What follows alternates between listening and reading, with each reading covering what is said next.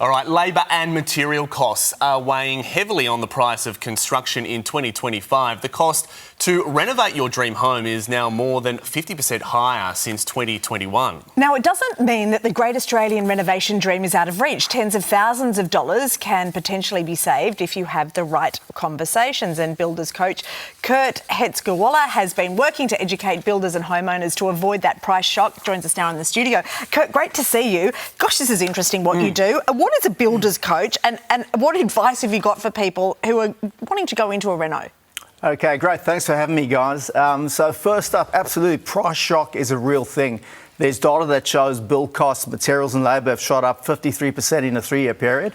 So to give you an indication, if you wanted to spend $1 million on a renovation in January 21, you would need $1.5 million in January 24. Wow. So yeah, it's just... It's huge. It's a 50% jump, yeah, right? Absolutely. Wow. So what can people do? If you're thinking of renovating, number one, make sure you select your builder wisely. Ideally, find a specialist builder. So if you're looking to do a renovation, a heritage home renovation, look for a builder that does heritage homes in your area.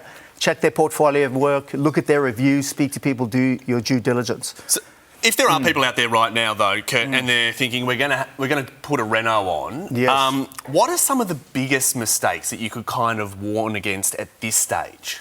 Okay, number one would be not looking for a specialist builder, but getting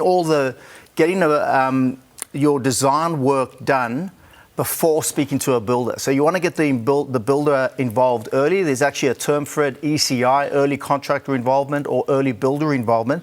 And that's the builder using his build process, understanding and skills and understanding of material costs and subcontractor costs to value manage or value engineer and get your budget to align with what you eventually spend.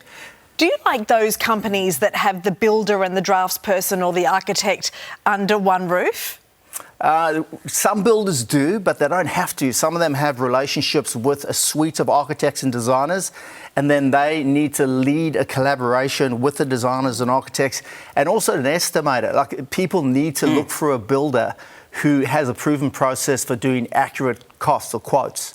And they normally charge a nominal fee for that, and then also align themselves with a good estimator. But get them involved early on. Otherwise, like I said, 70% of some designs at architecture firms don't get built because of price shock. Yeah, do you reckon there is a problem with that quoting process, that people sort of, they get a couple of quotes, they go through the process, and then all of a sudden they've been blown out of the water? Absolutely, yeah, major. And then some people mistakenly believe they can go to a quantity surveyor, get a bill of quantities, and that's accurate. It's not. I mean, I've personally been called out just doing a renovation here in Sydney. I was told it was going to cost $250,000 and take 3 months. It cost $500 and took 12 months. So there's probably people at home nodding right now. Yeah. It's just happened to everyone, right? Yeah, exactly. Just before you go, what is a builder's coach? What is it that you do? So I'll work with builders to help them be more professional, put better systems and processes in place, and basically deliver more value to their clients. Most builders know how to build, but they're not very clued up on how to run a successful business. And there's not many people out there showing them how to do it well. My brother's a builder, and just the amount of things that you have to juggle, you don't only have to be good at the work. You don't have to be good at the trade, you need to have a business. Oh my gosh, there's just so much. All right, thanks so much for coming in, really interesting. Thanks for having me, really appreciate it.